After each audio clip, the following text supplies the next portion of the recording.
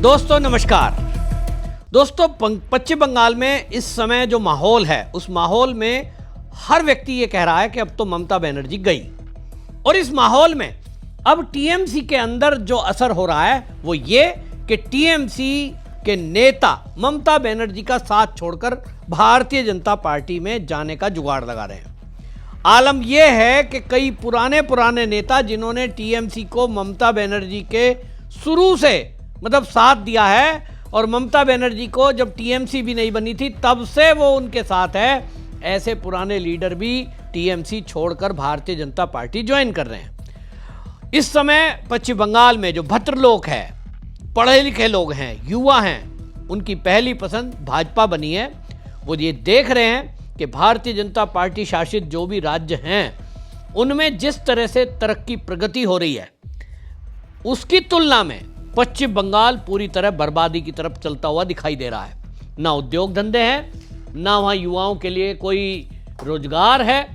दूसरी तरफ युवाओं का जीवन इस कदर बर्बाद है कि आप देखिए कि एक तरफ छोटे छोटे कस्बे से बड़े बड़े खिलाड़ी निकल रहे हैं, और ऐसे में पश्चिम बंगाल के अंदर बम, टोलाबाजी, कटमनी, इसके गुंडे निकल रहे हैं। और इसीलिए इंटरनेशनल खिलाड़ी लिंडर पेस ने भी भारतीय जनता पार्टी ज्वाइन करी, तो पूरे बंगाल में हड़कंप मच गया कि आखिरकार बंगाल में हो क्या रहा है।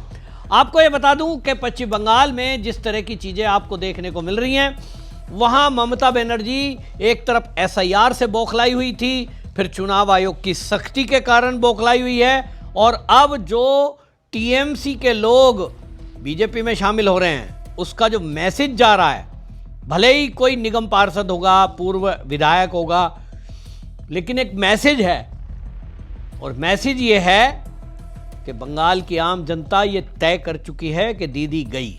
और इस समय बौखलाहट ममता दीदी की बता रही है कि दीदी को भी ये बात का आभास है कि इस बार उनकी सरकार बनना नामुमकिन है।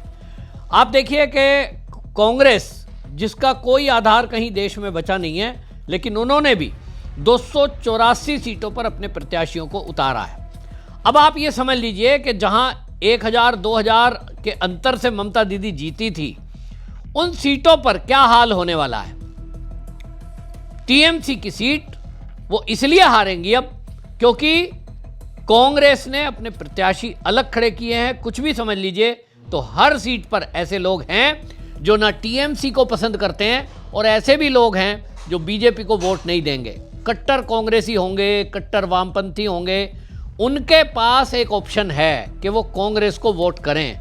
पिछली बार उन्होंने टीएमसी को वोट किया था, लेकिन इस बार जहां जहां कांग्रेस का प्रत्याशी मैदान में खड़ा है, और अभी आपको बता दूं पूरी की पूरी 294 सीटों पर कांग्रेस के प्रत्याशी खड़े होंगे, मात्र 10 अभी विचार चल रहा है, 284 पे तो डिक्लेयर हो चुके हैं। और इसीलिए कांग्रेस पूरा वोट काटने के लिए तैयार है। एक 2-2 हजार भी अगर वोट कटा, मान लो कम से कम, तो भी ममता के लिए बहुत झटका ऐसे में है, क्योंकि एसआईआर में एक तरफ पहले ही ममता दीदी का वोट जो है वो 1 करोड़ से ऊपर वोट कट चुका। अब ममता बनर्जी के जो प्रत्याशी हैं उनको एक एक वोट की चिंता हो रही है, और ऐसे में कांग्रेस का अलग से उतरना। दूसरा, हिमायू कबीर, एक बड़ा चेहरा जो टीएमसी का था, ममता दीदी का खास था, अपनी अलग पार्टी बना ली है, और उन्होंने भी तय किया है कि जहां जहां मुस्लिम आबादी है उन सभी सीटों पर बंगाल की वो कम से कम 90 सीटों पर अपने प्रत्याशी उतारने का तय कर चुके हैं।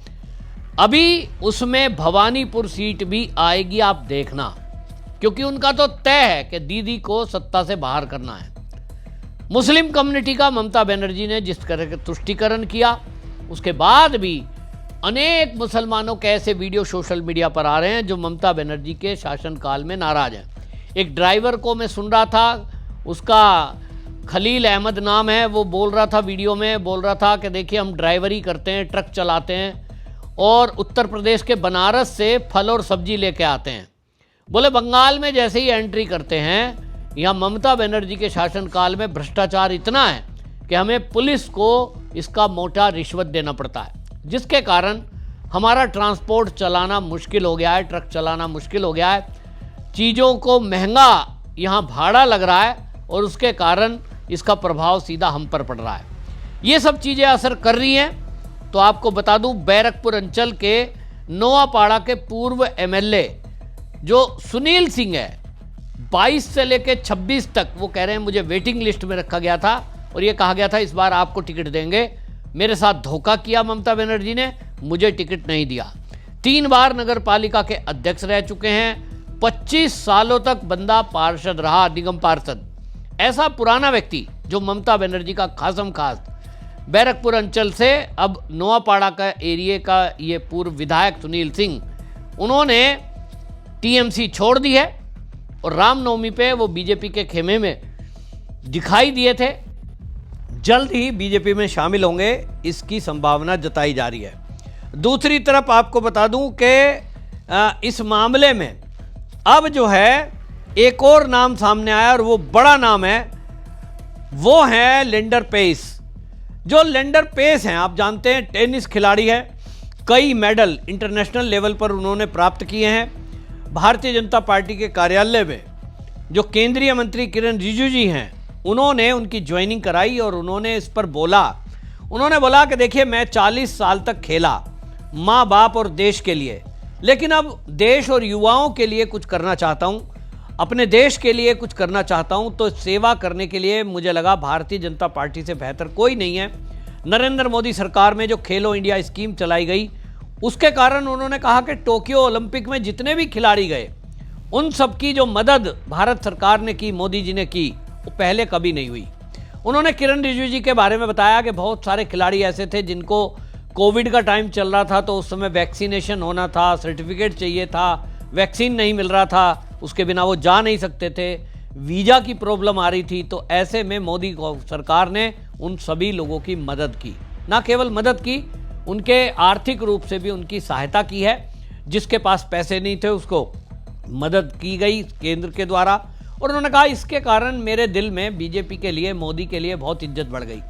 उन्होंने कहा कि मैंने जब ही तय करा था कि यदि मुझे कभी मौका मिलेगा तो मैं भारतीय जनता पार्टी में ज्वाइन करने के बाद देश की सेवा करूंगा। और ये अपने आप में बड़ा नाम है। आप सोचिए, युवाओं के आइकन हैं, ऐसे में वो अब बीजेपी में ज्वाइन करना, 7 मेडल लेके आए वो ओलंपिक के। तो अब आप सोचिए, 1 मेडल लाता है तो उसको हम हीरो बनाते हैं, वो 7 मेडल लेके आए, तो अब उसका असर आप देखें, होगा ही निश्चित रूप से। अन्य प्रधानमंत्री जी खिलाड़ियों को किस प्रकार से प्रेरणा देते हैं और किस तरह से प्रेरित करते हैं, बहुत सारे ऐसे प्रसंग उन्होंने हमको अभी बताए भी। और एक और बात मैं जरूर आपको बताना चाहता हूँ कि लिएंडर पेस जी बहुत ही सुंदर, बहुत ही सुरीली बांग्ला भी बोलते हैं, ये मुझे अभी पीछे पता लगा। तो मेरा आदरणीय लिएंडर पेस जी से आग्रह है कि मीडिया के साथियों को संबोधित करें।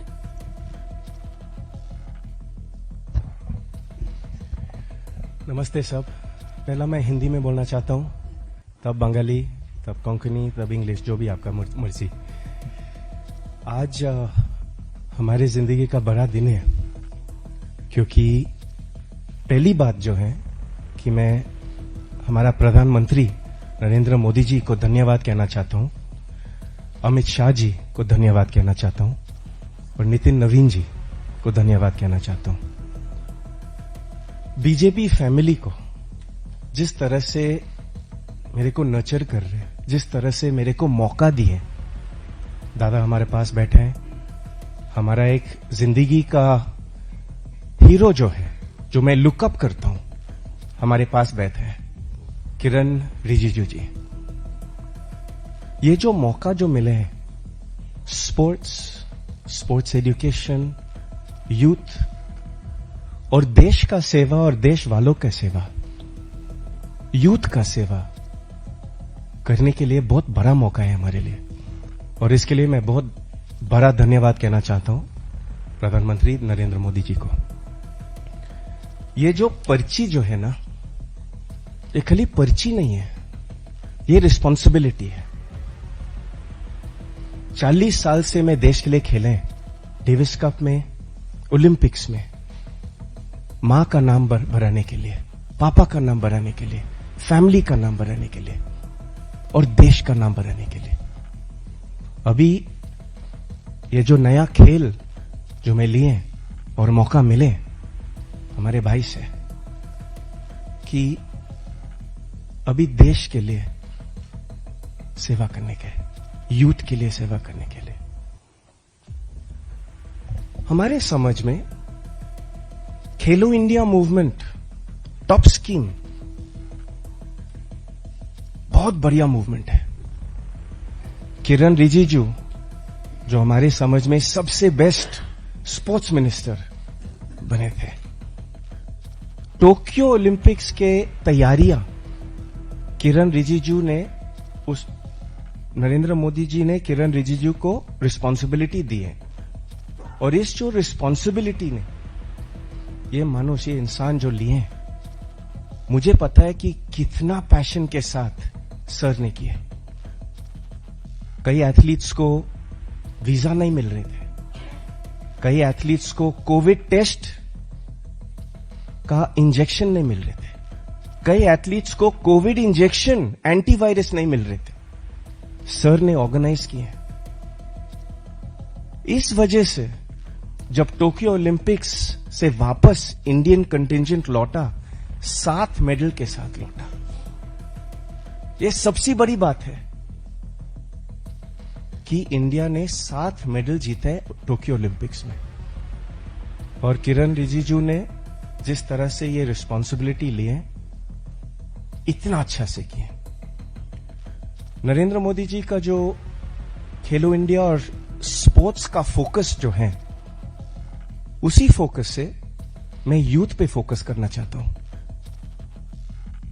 आज इंडिया सबसे यंग नेशन है दुनिया में। 745 मिलियन बच्चे हैं हमारे देश में under the age of 26। 745 million बच्चे हैं हमारे देश में। 20 साल बाद या 25 साल बाद स्पोर्ट्स और स्पोर्ट्स एजुकेशन का जो स्किल डेवलपमेंट जो है, ये नहीं कि खाली हॉकी या क्रिकेट या फुटबॉल या टेनिस या बैडमिंटन या आर्चरी खेले, मगर स्पोर्ट्स साइंस करे, sports medicine, sports physiotherapy, sports architecture, sports infrastructure.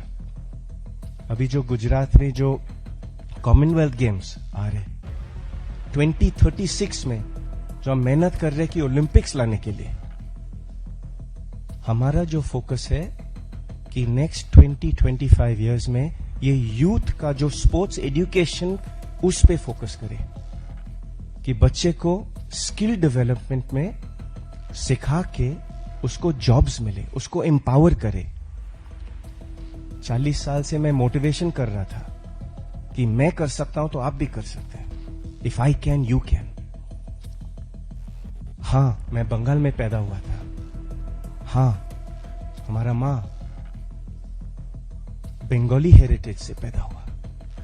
मगर जब मैं बंगाल में खेल रहे थे ना 1986 पे, 12th of May 1986 में टेनिस रैकेट उठा के खेल रहे थे, तब वहां पे इतना मौका था ही नहीं, इतना इंफ्रास्ट्रक्चर नहीं था, इतना clay courts, hard courts, lights.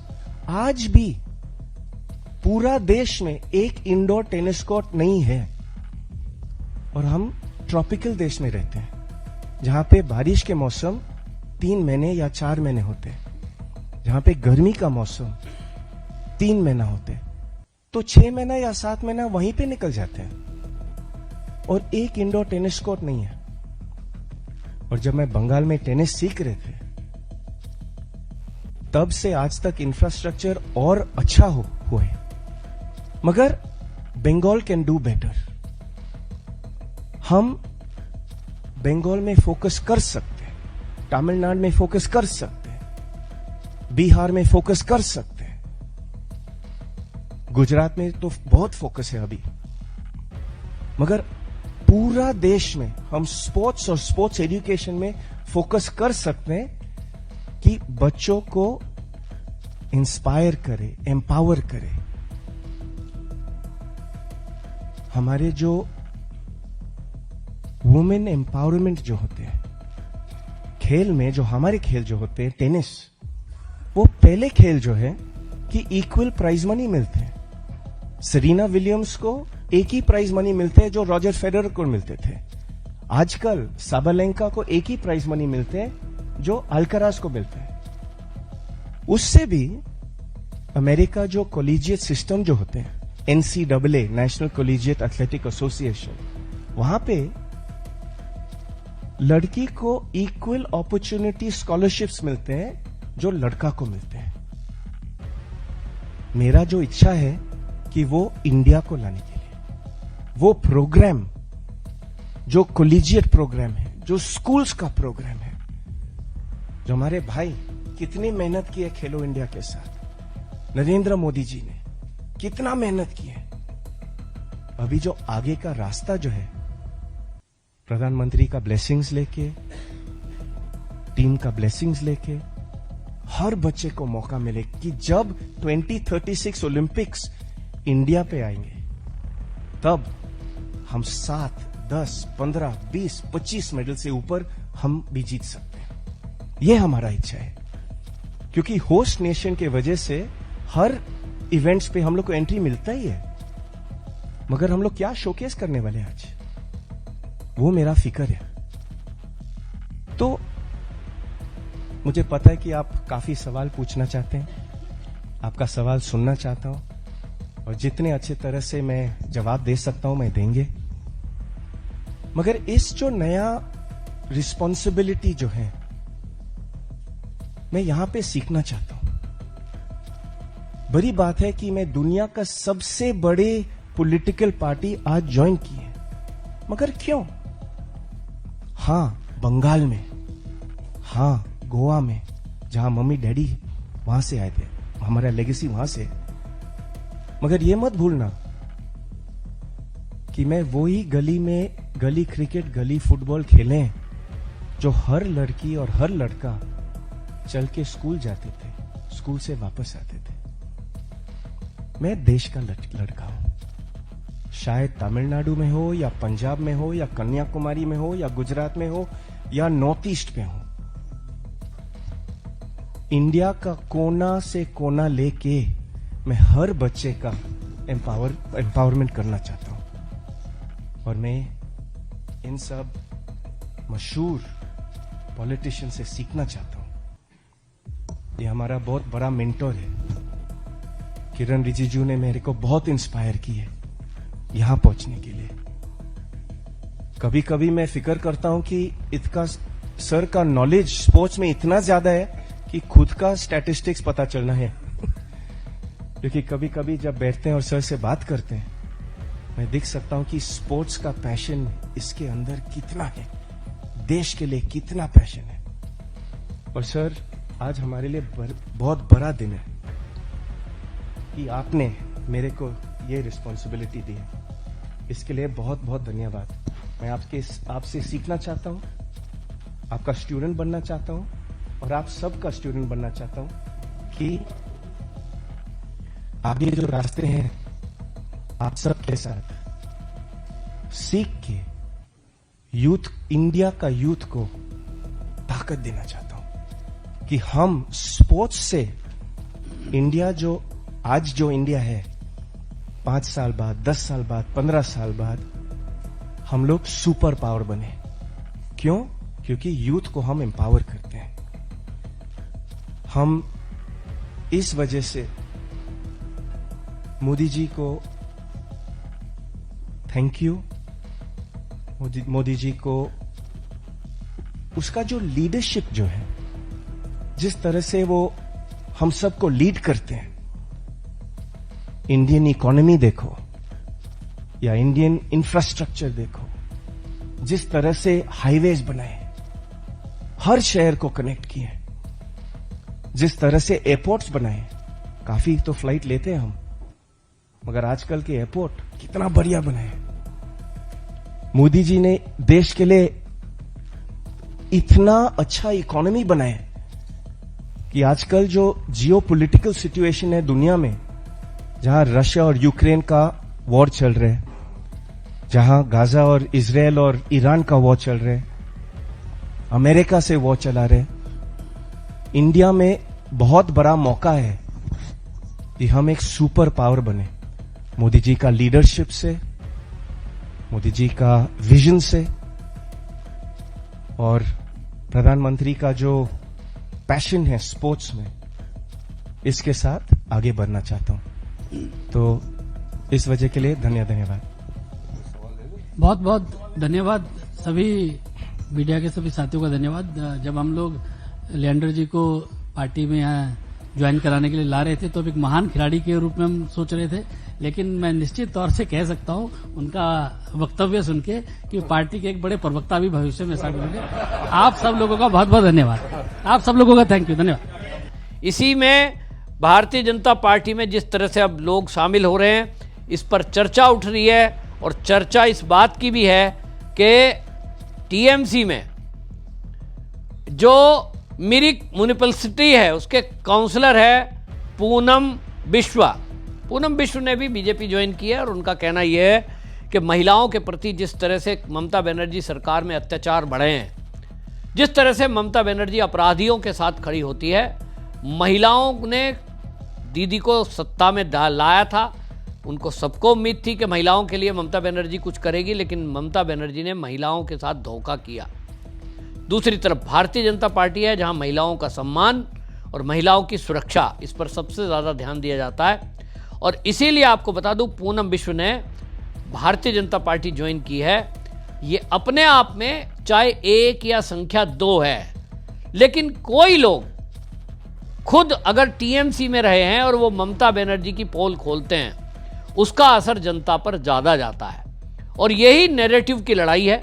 अगले आने वाले दिनों में इन लोगों का कहना है कि कई ऐसे चेहरे हैं जो ममता बनर्जी के तुष्टीकरण से नाराज हैं, महिलाओं पर अत्याचार की घटनाओं से नाराज हैं और महिला बड़ी संख्या में बीजेपी ज्वाइन करने वाली है। तो दीदी का विदाई तय हो चुका है और मैंने पहले भी आपको बताया था, इस बार की विदाई में महिलाओं का रोल सबसे ज़्यादा रहने वाला है।